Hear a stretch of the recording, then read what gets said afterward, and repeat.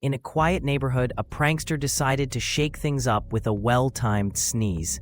Right as a neighbor poured a fresh pot of coffee, the prankster let out a fake, exaggerated sneeze, sending coffee flying everywhere.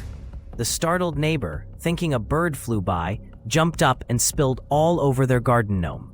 As the prankster doubled over with laughter, others joined in, trying to hold back their giggles. The best part? The sneeze triggered a chain reaction of sneezing from passers-by, turning the street into a sneezing symphony.